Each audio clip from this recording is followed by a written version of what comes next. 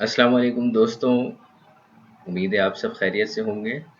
आज जो मैं आप लोगों के लिए मौजू लेकर आया हूँ वो बहुत ही मुख्तलिफ मौजू है। आज तक मैंने आपसे जितनी भी वीडियोस शेयर की हैं उनका एक डिफरेंट पोर्टफोलियो हुआ करता है, लेकिन आज मैं आपके लिए कुछ ऐसा लेकर आया हूँ जो आप लोगों के लिए बहुत ही इम्पोर्टेंट है। इम्पोर्टेंट क्यों है कि ये वो प्रैक्टिसेस हैं जो मैं अब आपसे शेयर करने वाला हूँ जो आपकी लाइफ में तब्दीली लेकर आएंगी, और ये तब्दीली हमारी लाइफ में आना बहुत ज़रूरी है। इस वीडियो को देखने के बाद आपके अंदर एक मोटिवेशन क्रिएट होगा जो कि आपको सही रास्ते और अपनी ज़िंदगी को बदलने के लिए आपको गामज़न करेगा। उम्मीद करता हूँ कि वीडियो आपको इंशाल्लाह पसंद आएगी, और अगर आप इस वीडियो से कुछ सीखना चाहते हैं तो इस वीडियो को ज़रूर एंड तक देखिएगा। मैं जो जो बातें इसमें करूँगा आप इंशाल्लाह उससे फ़ायदा उठाएंगे, और अगर इन प्रैक्टिसेस को आप अपनी लाइफ में लेकर आएंगे तो मैं 100% श्योर हूँ कि आप अपनी लाइफ को बदल देंगे। तो लिहाजा ये वीडियो मेरी उन लोगों के लिए है जो अपनी लाइफ के साथ कुछ अच्छा करना चाहते हैं, कुछ अपनी लाइफ को चेंज करना चाहते हैं और एक अच्छी ज़िंदगी गुजारना चाहते हैं। जैसा कि आप लोगों ने सुना ही होगा कि उन कौमों की हालत नहीं बदलती जब तक वो कौमें अपनी खुद हालत बदलना ना चाहें। तो लिहाजा दोस्तों, अगर आप अपनी हालत को बदलना चाहते हैं और अपनी ज़िंदगी में अच्छा जो है वो इन्वायरमेंट चाहते हैं, और ये ज़िंदगी जो आपको अल्लाह ताला ने दी है उसे अच्छी तरीके से गुजारना चाहते हैं, तो इस वीडियो को ज़रूर देखें और इससे फ़ायदा उठाएं। आज का टॉपिक है practices can change your life. मैंने कुछ चीज़ें ऑब्ज़र्व की, कुछ चीज़ें जो है वो जमा की और कुछ नताइज अख़ज़ किए। उन नताइज की बिना पर मैंने ये वीडियो बनाने का इरादा किया, और वो सब आज आपसे मैं शेयर करूँगा। ये वो सब चीज़ें हैं जिसे आप अपना कर अपनी लाइफ को चेंज कर सकते हैं। तो चलिए आगे बढ़ता हूँ। सबसे पहला जो मुझे पॉइंट लगता है वो ये है कि इबादत। आप किसी भी रिलीजन से ताल्लुक़ रखते हो, अगर आप मुस्लिम हैं, आप हिंदू हैं, आप क्रिश्चियन हैं, इबादत करना बहुत ज़रूरी है। क्योंकि ये जो इंसानी ज़िंदगी है ये जिस्म और रूह दो चीज़ों पर मबनी है। तो आप अपने जिस्म की हिफाजत तो करते ही रहते हैं, उसकी नशोनुमा भी करते रहते हैं, उसकी जो है वो केयर भी करते हैं, लेकिन हम जो ये करते हैं कि हम अपनी रूह की हिफाजत नहीं करते, अपनी रूह को तैयार नहीं करते अच्छे काम करने के लिए। तो दोस्तों, ये रूह जो है वो हमारी अच्छी कैसे होगी? जब हम इबादत करेंगे, जब हम अपने रब के आगे अपना सर झुकाएंगे। आप किसी भी रिलीजन से ताल्लुक़ रखते हो, चाहे आप मुस्लिम हो, आप हिंदू हो या आप क्रिश्चियन हो, जब आप इबादत करते हैं तो आपका एक ताल्लुक़ पैदा हो जाता है रूहानियत का। वो रूहानियत क्या करती है कि आपके अंदर अच्छाइयाँ पैदा करती है, आपके अखलाक को अच्छा करती है, आपके जो है वो सोच को अच्छा करती है, आपके अंदर से नेगेटिविटी को निकालती है। फिर वो आपको बुराई के कामों से रोकती है। जब इंसान बुरे कामों से रुकता है तो वो सीधा अच्छे कामों की तरफ गामज़न होता है, और जब अच्छे कामों की तरफ गामज़न होता है तो फिर कामयाबी उसके कदम चूमती है। तो दोस्तों, सबसे पहला पॉइंट, आज से आपने अपने रोज़मर्रा के जो है एक्टिविटीज़ में इबादत को फर्स्ट प्रायोरिटी पे रखना है। अगर आप इबादत करेंगे तो आपके अंदर जो है वो बहुत सारी चेंजेस आएंगी और आपका दिल नरम होगा, आप जो है वो अच्छा फील करेंगे, आपकी ज़िंदगी में सुकून आएगा। और जब ज़िंदगी में सुकून आता है तो फिर सब चीज़ें इंसान को अच्छी लगती हैं। बहुत से लोग हम देखते हैं हमारे इर्द-गिर्द अक्सर व बेशतर परेशान नज़र आ रहे होते हैं, और परेशानियों के बावजूद भी उन्हें ये ख़्याल नहीं आता कि हमें क्या करना चाहिए। जब भी अल्लाह ताला अपने बंदों पे कोई परेशानी डालता है तो वो इसीलिए डालता है कि वो अपनी तरफ राग़िब करने के लिए उन्हें वो परेशानी देता है कि मेरा बंदा मेरी तरफ राग़िब हो। लेकिन हमें सिर्फ परेशानी में ही इबादत नहीं करनी चाहिए, हमें इबादत हर हाल में करनी चाहिए, चाहे हम खुशी में हों, चाहे हम गम में हों, चाहे हम परेशानी में हों, चाहे हम सुख में हों। इबादत हमारा ज़िंदगी का लाज़मी जुज़्व होना चाहिए। ठीक है, आगे बढ़ते हैं। एक्सरसाइज। बहुत ही सुस्त और काहिल हो गए हम लोग। बिल्कुल भी जो है वो हमारी ज़िंदगी में कोई ऐसी एक्टिविटीज़ नहीं है जिससे जो है वो हम अपने जिस्म को चाको चौबंद रख सकें। याद होगा जब बचपन में हम लोग गेम्स वगैरह खेलते थे, क्रिकेट, फुटबॉल या और दीगर गेम्स खेलते थे, तो हम कितने एक्टिव रहते थे।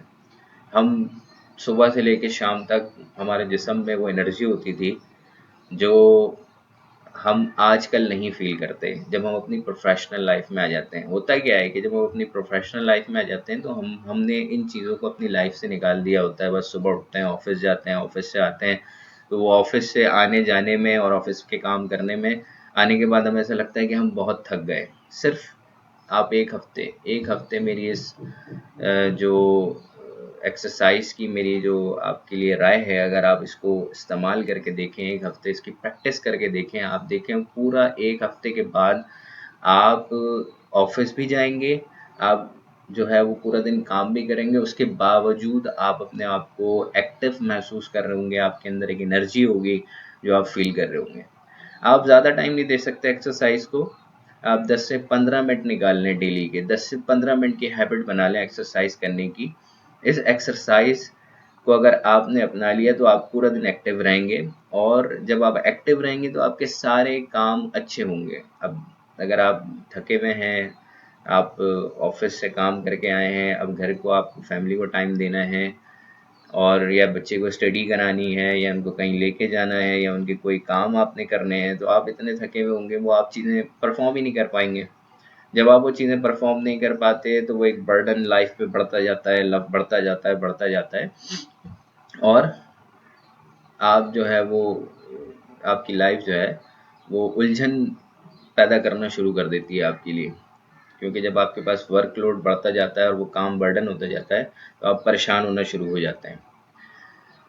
तो एक्सरसाइज जो है वो हमारी बॉडी के लिए बहुत ज़रूरी है, लिहाजा 10 से 15 मिनट आप डेली के निकालें और एक्सरसाइज करें। इस एक्सरसाइज से ये मतलब नहीं है कि आप बॉडी बिल्डिंग करें, बॉडी बिल्डिंग जो है वो मैं रिकमेंड नहीं कर रहा। अगर आप करना चाहें तो वो भी कर सकते हैं, लेकिन मैं वो उस एक्सरसाइज की बात कर रहा हूँ जो फिज़िकल और लाइट एक्सरसाइज होती हैं, सिर्फ बॉडी को एक्टिव रखने के लिए, वेट को मेंटेन करने के लिए, आपकी बॉडी के पार्ट्स को एक्टिव रखने के लिए, उन एक्सरसाइज की बात कर रहा हूँ। तो आप किसी भी पार्क में जाके, करीबी जो भी पार्क हो, या घर में अगर आप पार्क नहीं जाना चाहते, आप घर में जो है वो एक्सरसाइज करें, 10 से 15 मिनट डेली की हैबिट बनाएं और इस एक्सरसाइज को अपनी लाइफ में लेकर आएँ।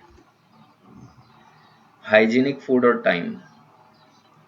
अब मसला सबसे बड़ा ये है कि हम लोग सुबह निकलते हैं, घर से नाश्ता करते हैं, कुछ लोग नहीं करते। पहली बात ये कि जब भी घर से निकला करें तो घर से नाश्ता करके निकलें, और सही प्रॉपर नाश्ता जो है वो आप करके जाएं। इस हैबिट को आप चेंज कर लें। जो लोग नाश्ता नहीं करते सुबह, वो बहुत बड़ा नुकसान करते हैं अपना।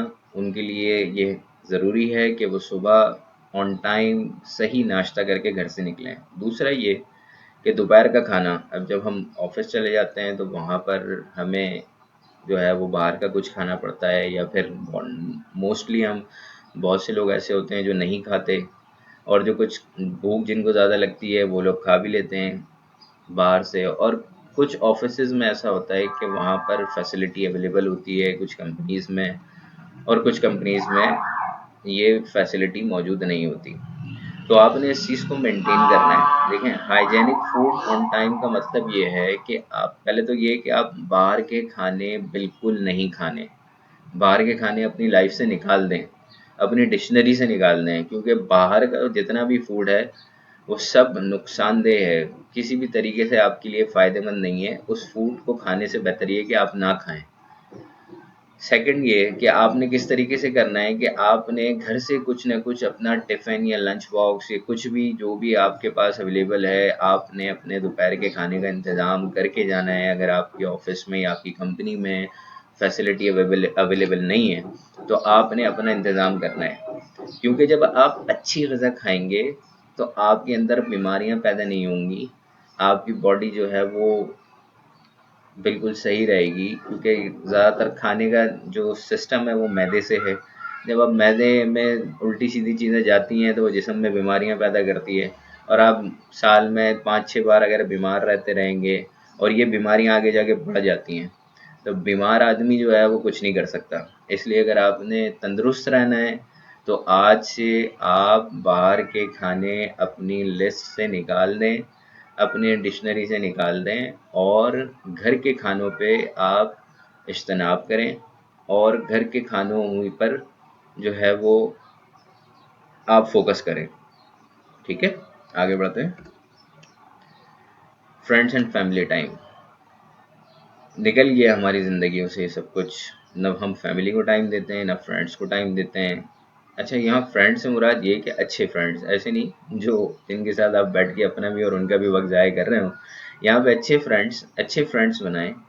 और अच्छे फ्रेंड्स बहुत मुश्किल से मिलते हैं, सही बात जो है। लेकिन अगर एक या दो भी आपके पास अच्छे फ्रेंड्स हैं तो उनके लिए मज़ीद जो है, उनके लिए जो है वो आप टाइम निकाला करें और उनसे ज़रूर मिला करें, क्योंकि फ्रेंड्स एंड फैमिली ये वो चीज़ें हैं जो इंसान जब काम से थक जाता है और जब वो काम कर कर के थक जाता है तो यही वो दो चीज़ें हैं जो माइंड को रिलैक्स करती हैं और जो ऑन टाइम अवेलेबल होती हैं। मतलब ऑफिस से आए, फैमिली अवेलेबल है, आपने दोस्त से मिलना है तो आप अपने स्पेयर टाइम में उनसे मिल सकते हैं। ये इनको अपनी लाइफ का हिस्सा बनाएं। आजकल हमने अपनी लाइफ को ऐसा कर लिया है कि बस हम काम काम काम काम, पैसा पैसा पैसा यही करते रहते हैं और इन लोगों को टाइम नहीं देते, जिसकी वजह से हमारे अंदर साइकोलॉजिकल कुछ प्रॉब्लम्स क्रिएट हो रही होती हैं जिससे हमें अंदाज़ा नहीं होता है कि हमारे अंदर क्या क्या वीकनेसेस पैदा हो रही हैं। लिहाजा अगर आप उन वीकनेसेस को ओवरकम करना चाहते हैं तो अपनी लाइफ शेड्यूल्स में अपनी फैमिली और फ्रेंड्स के लिए ज़रूर टाइम रखें और अपनी लाइफ शेड्यूल को इस तरीके से तरतीब दें कि इनको भी प्रॉपर टाइम दिया करें। फैमिली को ख़ास तौर पे हम फैमिलीज़ को बिल्कुल इग्नोर कर देते हैं। माँ की तबीयत क्या हो रही है, बाप को क्या परेशानी है, हम इन चीज़ों का ख्याल बिल्कुल अपने जहन से निकाल देते हैं। किसको हमारी किस वक्त ज़रूरत है हमें कुछ ख्याल नहीं रहता। बस जी हमारी प्रेजेंटेशन है, हमें ये काम करना है, हमें ऑफिस का ये काम करना है। ऑफिस से आने के बाद भी, अच्छा ये बड़ी गलत हैबिट है हमारी कि हम ऑफिस से आने के बाद भी ऑफिस का काम कर रहे होते हैं। भाई ऑफिस किस लिए है? ऑफिस का काम करने के लिए।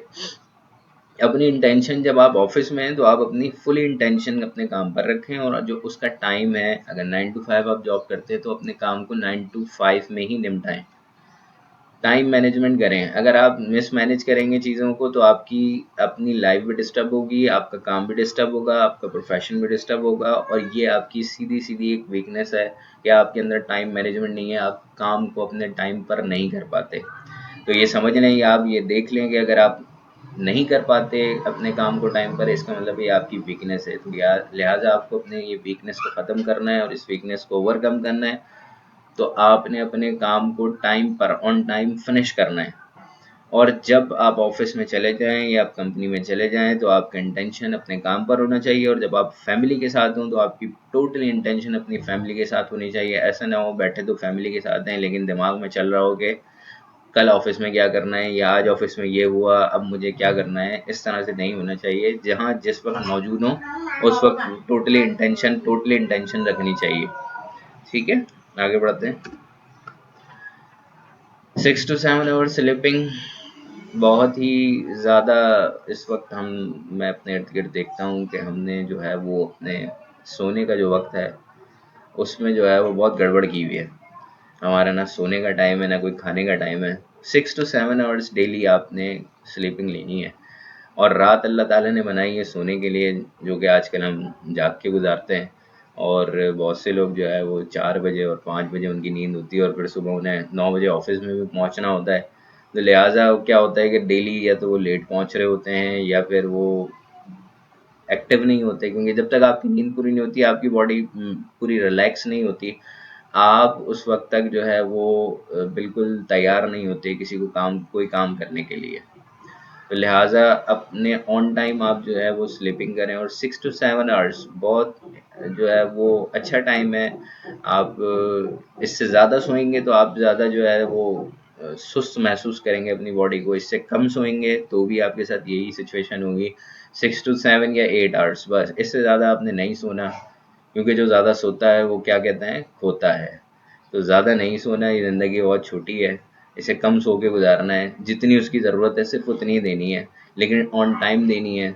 और आप जो है वो इंशाल्लाह अगर इस हैबिट को भी अपनाएंगे तो इंशाल्लाह आप बहुत ज़्यादा अच्छा फील करेंगे अपने डेली एक्टिविटीज़ में। लर्न समथिंग न्यू, ये जो चीज़ है लर्न समथिंग न्यू, डेली आपने एक हैबिट बनानी है अपनी कि आपने कुछ ना कुछ नया सीखना है। वो दिन ही आपका उस दिन कंप्लीट ना हो जिस दिन आपने कुछ नया ना सीखा हो। उस दिन आपको नींद ही नहीं आनी चाहिए जिस दिन आपने कुछ नया ना सीखा हो। क्योंकि अगर आपने कुछ नया सीखा है, अगर आज आपने कुछ नया सीखा है तो वो ज़रूर आपके कल काम आने वाला है, तो वो ज़रूर कल आपके काम आने वाला है। तो लिहाजा आपने रोज़ाना कुछ ना कुछ, कोई बुक्स पढ़नी है आप बुक पढ़ लें, आपने कोई मोटिवेशनल वीडियो देखनी है वो देख लें, आपने कोई लर्निंग जो है वो वीडियो देखनी है वो देख लें, आपने जो है वो कोई वेबसाइट देखनी है जिसमें आपको लर्निंग मिल रही हो आप वो देखें। लेकिन रोज़ाना सोने से पहले ये ज़रूर देखें कि आज आपने कुछ नया क्या सीखा, आज आपने कुछ नया क्या सीखा। ये लाज़मी, ये बहुत इम्पोर्टेंट पॉइंट है जिसे हम फॉलो नहीं करते और बस सुबह उठते हैं, ऑफिस जाते हैं, आते हैं, खाना खाते हैं और सो जाते हैं और इस तरीके से हमारी ज़िंदगी चल रही होती है। तो learning something new, most important, आपने कुछ ना कुछ डेली नया सीखना है, कुछ ना कुछ आपने नया कुछ सीखना है जो कि आपकी ज़िंदगी को और बेहतर बनाएगा। एड वैल्यूज़ टू अदर्स, भाई देखें सीधी सी बात है, ये वीडियो जो मैं आप लोगों के लिए बना रहा हूँ ये बेसिकली आप लोगों के लिए नहीं है, ये बेसिकली मैं अपने लिए बना रहा हूँ क्योंकि मैं सीखना चाह रहा हूँ, मैं अपनी लाइफ को बदलना चाह रहा हूँ। अच्छा, लाइफ बदलती कैसे है? जब आप दूसरों को सिखाना शुरू करते हैं तो वो चीज़ें खुद ब खुद आपकी लाइफ में आना शुरू हो जाती हैं। ऐड वैल्यूज़ टू अदर, इस वक्त मैं क्या कर रहा हूँ, इस वक्त मैं यही तो कर रहा हूँ कि मैं वैल्यूज़ ऐड कर रहा हूँ अदर्स, यानी आप लोगों के अंदर जो है वो जो ये ऐड वैल्यूज़ हैं वो मैं ऐड कर रहा हूँ। अपने जो एक्सपीरियंस है या जो मैंने कुछ इस लाइफ से सीखा है वो आप लोगों से शेयर कर रहा हूँ ताकि आप लोग भी इस लाइफ में कुछ अच्छा करें। तो ये वैल्यूज़ किस तरह से ऐड की जा सकती हैं भाई? अगर आपने किसी को ये भी बता दिया कि 2+2=4 होता है, इट मीन्स कि आपने उसकी लाइफ में कुछ ऐड कर दी, कुछ वैल्यूज़ ऐड कर दी। अगर आपने उसको ये बता दिया कि भाई वालिदैन का एहतराम करना बहुत ज़रूरी है और अगर उसने वो बात समझ ली तो वो भी आपने उसकी लाइफ में वैल्यूज़ ऐड कर दी।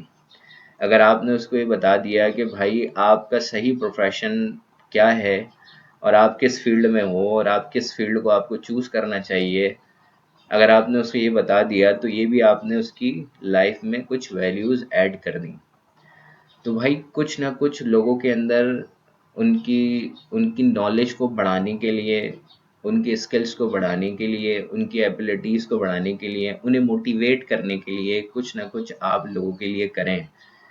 अगर आप ये अमल करेंगे तो इस अमल से क्या होगा कि आपके अंदर वो खुद चीज़ें पैदा होना शुरू हो जाएंगी।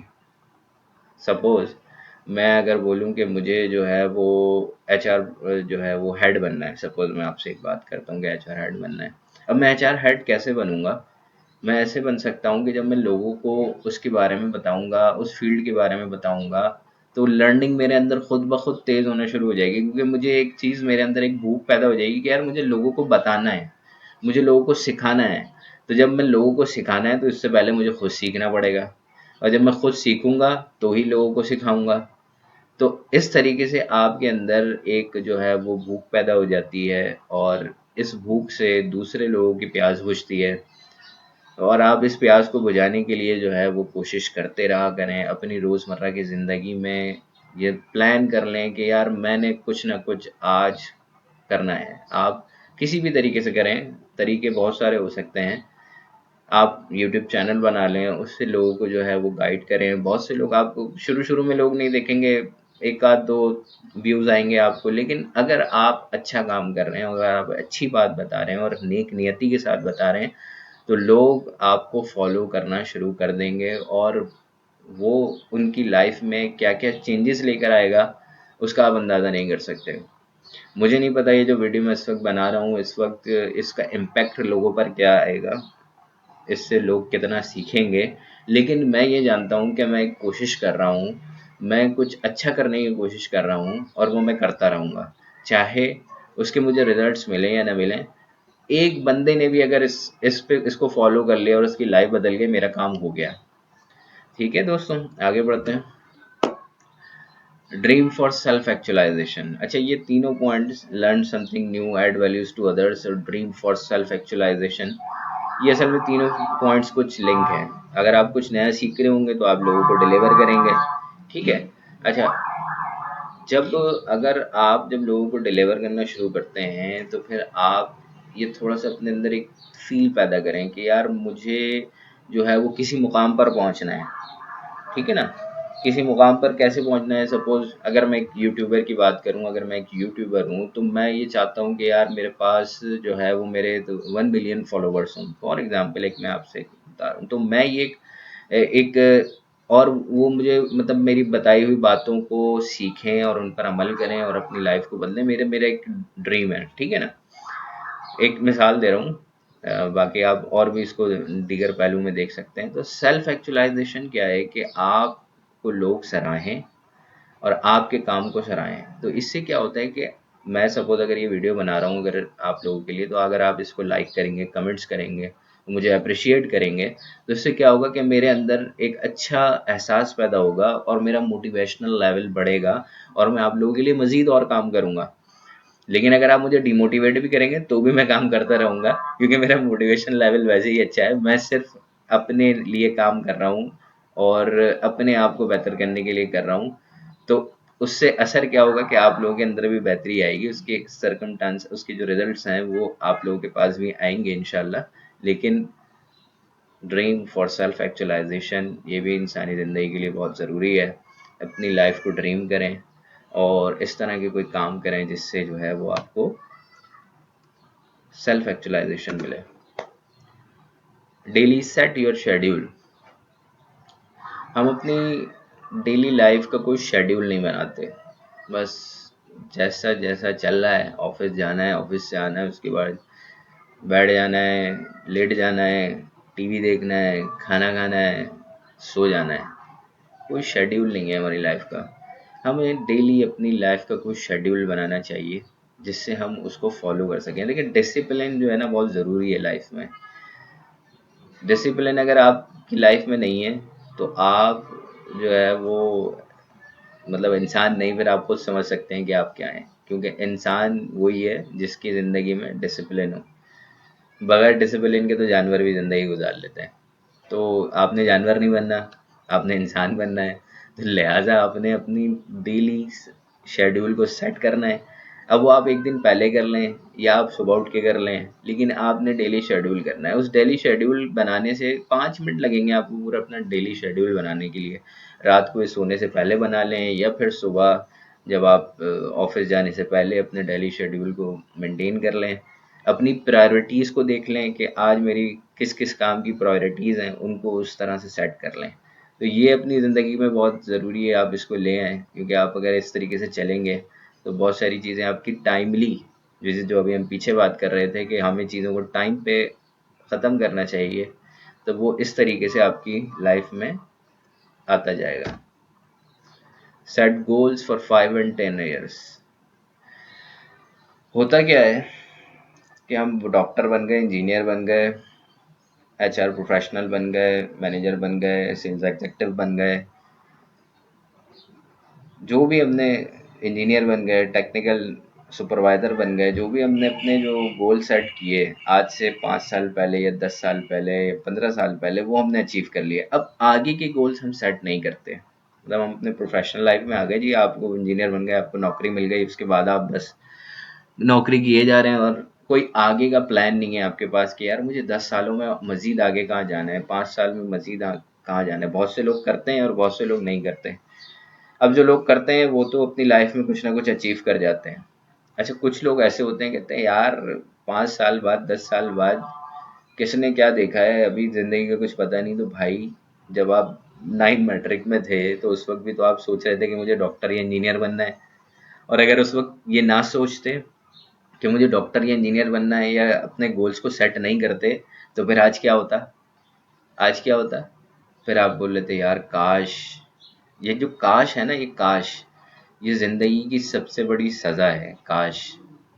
तो इस सजा से अगर आपने बचना है तो अपने गोल्स को सेट करना है। 5 to 10 years या 20 years जो भी आप समझते हो, उस पे आप अपने गोल सेट करें कि अब आप प्रोफेशनल लाइफ में आ गए हैं, तो आपने क्या करना है। सपोज अगर आप डॉक्टर हैं, तो अगर आपने डॉक्टर हैं तो आपने कुछ चैरिटी का काम करना है, तो आप अपने गोल सेट कर लें कि यार मुझे 10 जो है वो ऐसे गरीब एरियाज या कच्ची आबादी वहाँ पे चैरिटी हॉस्पिटल्स या क्लिनिक खोलने हैं।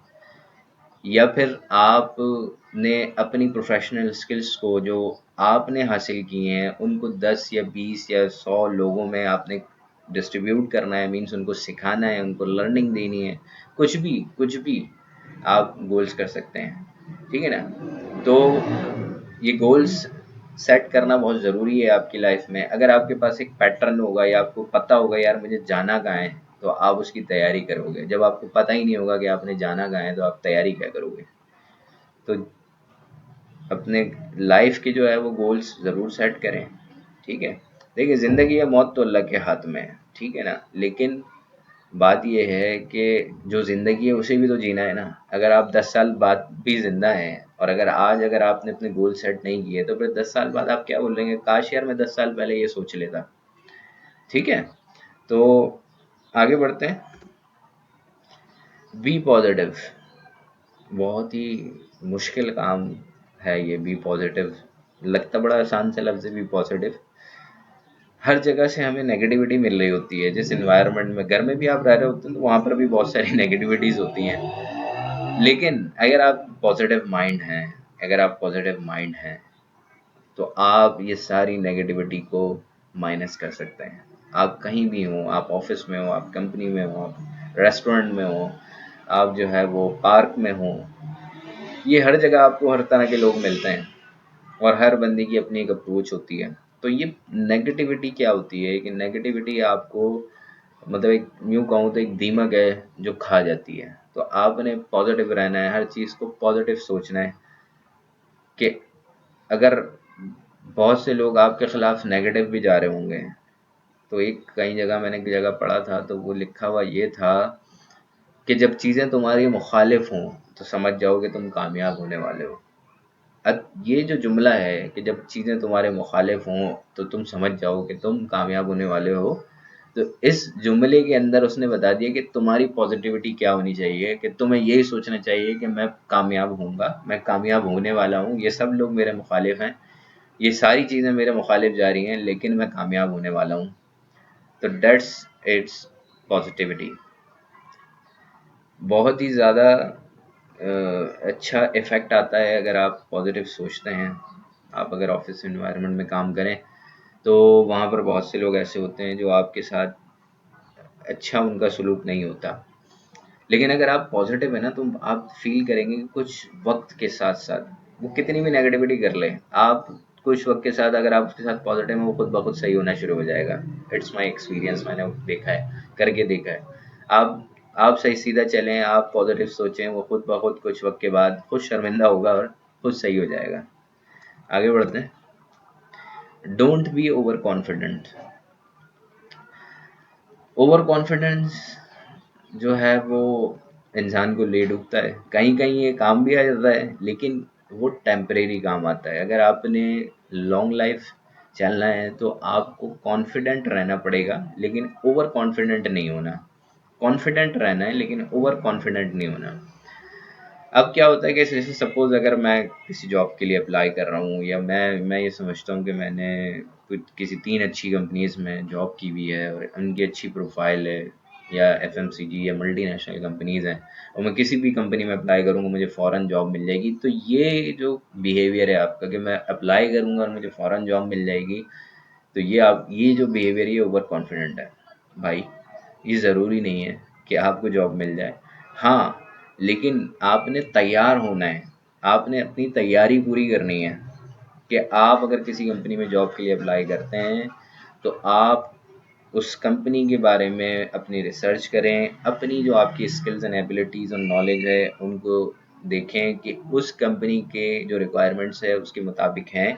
अगर उसमें कुछ वीकनेसेस आपको नज़र आ रही हैं, तो उसे इम्प्रूव करें। और अगर आप उससे ज़्यादा स्किल्स एंड एबिलिटीज़ रखते हैं, तो वहाँ पे जाके आपने ये नहीं शो करना कि मैं आपसे ज़्यादा स्किल्स एंड एबिलिटीज़ रखता हूँ, बल्कि आपने उन्हीं के जो रिक्वायरमेंट्स है उसके मुताबिक अपने स्किल्स एंड एबिलिटीज़ को उनको डिफ़ाइन करना है। अगर आप ओवर कॉन्फिडेंट होंगे तो वो बोलेंगे कि यार ये तो बहुत होशियार बंदा है, ये तो हमारे साथ नहीं चलेगा। तो आपने ज़्यादा होशियार भी नहीं बनना, आपने दरमियाना रहना है, ठीक है। दूसरी बात ये है कि आपने अपनी काबिलियत को बढ़ाना है, अपनी काबिलियत को बढ़ाएं और उस पे कॉन्फिडेंट रहें, ठीक है। अपनी काबिलियत को बढ़ाएं और उस पे कॉन्फिडेंट रहें, वो आपके काम आएगी।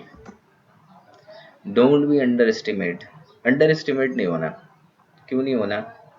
क्योंकि अगर आप, वह भी हम इसमें दो तीन बातें हैं, जैसे अगर मैं आपसे भी जो बात करने वाला हूँ उसमें आपको बताता हूँ कि अगर आप किसी जॉब को हासिल करना चाहते हैं, आप जॉब पे अप्लाई कर रहे होते हैं, सोचते हैं भाई यार यहाँ तो नहीं होगी, मेरी जॉब तो नहीं होती, 10 कंपनीज में अप्लाई कर रहे हैं, जहन यही है कि मुझे नहीं मिल सकती ये जॉब, मुझे मुझे मुश्किल लगता है। भाई अगर आपने ये सोच लिया ना, तो बेहतर ये है कि उस जॉब पे अप्लाई ना करो, ठीक है ना।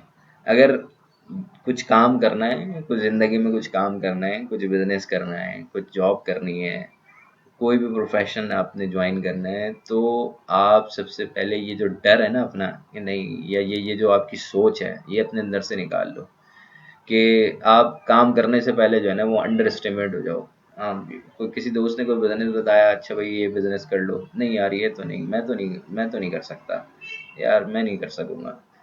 भाई कर सकता हूँ, यू कैन डू इट। आपने ये स्पिरिट रखनी है, you can do it, everything is possible, everything you can do it. तो आप अगर अपने अंदर ये स्पिरिट रखोगे तो आप इंशाल्लाह हर जगह कामयाब होगे। नो यूर सेल्फ, बहुत ही इम्पोर्टेंट पॉइंट है। हम अपने आप को जानते ही नहीं कि हम हैं क्या, हमें क्या पसंद है, हमें क्या नहीं पसंद, हमें क्या अच्छा लग रहा है, हमें क्या अच्छा नहीं लगता, मेरी स्ट्रेंथ्स क्या हैं, मेरी वीकनेसेस क्या हैं, मैं पॉजिटिव हूँ या मैं नेगेटिव हूँ, मुझे गुस्सा जल्दी आ जाता है या मुझे गुस्सा देर से आता है, या मुझे गुस्सा आता ही नहीं है, मुझे किन चीज़ों के बारे में अपनी राय देनी चाहिए, मुझे किन चीज़ों के बारे में अपनी राय नहीं देना चाहिए। तो ये सब चीज़ें हैं, अपने आप को पहले जानो। भाई हमें पता ही नहीं होता कि हमें करना क्या है। माँ बाप ने बोला 9th मैट्रिक में आप बायोमेडिकल पढ़ लो, आपने बायोमेडिकल पढ़ ली। क्यों भाई? जब आप फर्स्ट ईयर सेकेंड ईयर में जाओगे तो आपके पास ऑप्शन होगा कि आप कंप्यूटर साइंस ले लो, या फिर आप जो है वो इंजीनियरिंग मेडिकल ले लो। अच्छा, उसके बाद क्या हुआ कि चलो भाई वो भी हो गया। उसके बाद आपने इंटर कर लिया, अब आपके पास, अच्छा जी आपने इंटर इंजीनियरिंग से किया तो आपके पास दोनों ऑप्शन है कि आप कॉमर्स में भी जा सकते हो और आप जो है इंजीनियरिंग की भी तरफ जा सकते हो। तो भाई मसला यही है कि हम अपने आप को जानते नहीं हैं कि हमें क्या चीज़ अच्छी लगती है, हमें क्या काम करने में मज़ा आ रहा है, मेरी फील्ड ऑफ इंटरेस्ट क्या है, मुझे किस काम में मज़ा आता है। करियर काउंसलिंग हमारे यहाँ नहीं होती, हमारे यहाँ फुकदान है करियर काउंसलिंग का, कि हमारे यहाँ करियर काउंसलिंग नहीं होती, हमारे घर वालों को भी नहीं पता होता। अब थोड़ा थोड़ा लोग मीडिया से और इस तरह से जो है वो थोड़ा देख देख के उनको थोड़ा सा समझ में आने लगा है कि बच्चे के इंटरेस्ट को देख के उसकी फील्ड चूज करते हैं कि इसे किस फील्ड में जाना चाहिए। मैट्रिक फर्स्ट ईयर तक जो है वो, सेकंड ईयर तक आपको ठीक है थोड़ी बहुत समझ आना शुरू हो जाती है, और मेरा ख्याल है कि मैट्रिक के बाद बच्चा अगर वो थोड़ा सा, अब जो माहौल है, जितना हमारे पास मीडिया है और सब चीज़ें इतनी अवेयरनेस होती जा रही है, तो उससे उसको समझ आना शुरू हो जाता है कि यार मुझे कहाँ जाना चाहिए। तो ये बहुत ज़रूरी है कि आप अपने आप को जानें और अपनी वीकनेसेस को जाने, अपनी स्ट्रेंथ्स को जाने और उन पर काम करें। आपको क्या अच्छा लगता है, आपको ये नहीं पता होता कि यार आपको येलो कलर अच्छा लगता है या ऑरेंज कलर अच्छा लगता है। आपको ये पता होना चाहिए कि मुझे क्या अच्छा लगता है और मुझे क्या बुरा लगता है, और उसके हिसाब से आप अपनी प्रोफेशन को चूज़ करें। अपनी जो है वो इर्द गिर्द का जो इन्वायरमेंट है उसको उस तरह से क्रिएट करें। पता चला आपने रूम में जो है वो येलो कलर किया हुआ है या पिंक कलर किया हुआ है और वो आपको पसंद ही नहीं है, तो वो ये क्या होता है कि आपकी ये कुछ नफ्सियाती कुछ चीज़ें होती हैं जिनको डिस्टर्ब कर रहा होता है। आप अपने रूम में, आप अपने इर्द-गिर्द में ऐसा कलर रखें, ऐसी चीज़ें रखें जो आपको पसंद हों, जो आपको अच्छी लगती हों, तो इससे आपको एक अच्छा एहसास पैदा होगा। ठीक है? आगे बढ़ते हैं।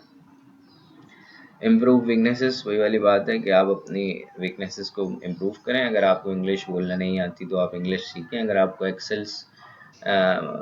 एक्सेल या पावर पॉइंट या एमएस वर्ड उसकी जो है वो फीचर्स नहीं पता या उसे यूज़ करना नहीं आता तो आप वो सीखें। इसी तरीके से अगर आपको जो है वो फ़ोटोग्राफ़ी का शौक़ है लेकिन आपको नहीं आती है और आपकी वीकनेस है तो आप सीखें। इसी तरीके से अगर आप कंटेंट राइटर्स हैं और अगर आपको नहीं लिखना आता या आप उस पैटर्न में या उस पोर्टफोलियो में आप वीक हैं तो अपने आप अपनी वीकनेसेस को इम्प्रूव करें। तो अपनी वीकनेसेस को जानें और उन्हें इम्प्रूव करें। वीकनेसेस को इम्प्रूव करने से क्या होता है कि आप एक अच्छा पैकेज बनते जाते हैं। आप जो है वो आपकी जो वीकनेसेस का जो परसेंटेज है वो कम होता जाता है और आपकी स्ट्रेंथ का परसेंटेज ज़्यादा होता जाता है। तो एक वही आप कोई भी चीज़ लेने जाते हैं तो आप यही सब चीज़ें देखते हैं ना कि उसके अंदर वीकनेसेस कितनी है और उसके अंदर जो है उसकी स्ट्रेंथ्स क्या हैं। अगर छोटी-मोटी वीकनेसेस होती हैं तो आप उसको इग्नोर कर देते हैं और अगर ज़्यादा वीकनेसेस होती हैं तो आप उसे जो है वो छोड़ देते हैं और वो ऐसी चीज़ आप खरीदते हैं जिसमें जो है वो फ़ायदा ज़्यादा हो और उसके फीचर्स अच्छे हों और वीकनेसेस कम हों, उसके फ़ेल होने के चांसेस कम हो। जिसकी वीकनेसेस ज़्यादा होती हैं तो उसके फ़ेल होने के चांसेस ज़्यादा हो जाते हैं। तो लिहाजा अगर आपने फ़ेल नहीं होना ज़िंदगी में तो अपनी वीकनेसेस को ख़त्म करना है। लव योर प्रोफेशन, जो भी आपका प्रोफेशन है, आप इंजीनियर हैं, आप डॉक्टर हैं या आप एचआर प्रोफेशनल हैं, अकाउंट्स एंड फाइनेंस है, मार्केटिंग है, सेल्स है, जिस भी डिपार्टमेंट से आप या जिस हल्के में आप जुड़े हुए हैं उससे ज़रूर मोहब्बत करें। जब उससे मोहब्बत करेंगे तो आपको मज़ा आएगा उस प्रोफेशन में काम करने में। अगर आप उससे नफ़रत करते हैं और जैसे आप सपोज़ अगर आप अकाउंट्स एंड फाइनेंस की जॉब करते हैं और आप एक बोरिंग आपको काम लगता है और आपको लगता है कि यार ये बस मेरी मजबूरी है सिर्फ पैसे कमाने के लिए और घर के खर्च निकालने के लिए, तो भाई छोड़ दें उस काम को। आप कभी भी उस काम में तरक्की नहीं कर सकते। वो काम चूज़ करें जिस काम को करने में आपको मज़ा आता हो, जिसे करके आपको एक अच्छा एहसास फ़ील होता हो और आपको लगता हो कि हाँ यार मैं बना इस काम के लिए हूँ और यही मेरी फ़ील्ड है और ये काम मुझसे अच्छा कोई नहीं कर सकता। तो वो प्रोफ़ेशन जॉइन करें और उसके साथ मोहब्बत करें और जब मोहब्बत करेंगे तो आपको इंशाल्लाह वो वो सब चीज़ें मिलेंगी जो आप एक्सपेक्ट करते हैं। आज तक के लिए इतना ही। अगर आपको मेरी वीडियो अच्छी लगी हो और आप चाहते हैं कि ये सिलसिला जो मेरा और आपके साथ जुड़ चुका है अगर ये मज़ीद आगे चलता रहे तो मेरे चैनल को ज़रूर सब्सक्राइब कीजिए और बेल के बटन को लाजमी प्रेस कर दीजिएगा। और अगर आप चाहते हैं कि आपके दिमाग की घंटियाँ बजती रहें तो प्रेस बेल बटन। इससे क्या होगा कि जब भी मैं कोई नई वीडियो अपलोड करूँगा तो आपको एक नोटिफिकेशन मिल जाएगा। उस नोटिफिकेशन को देखकर आप फ़ौरन मेरी वीडियो देख सकेंगे और जो भी मेरी कोशिश होगी किसी भी हवाले से वो इंशाल्लाह आपके सामने आती रहेगी। आज तक के लिए इतना ही। अल्लाह हाफ़िज़।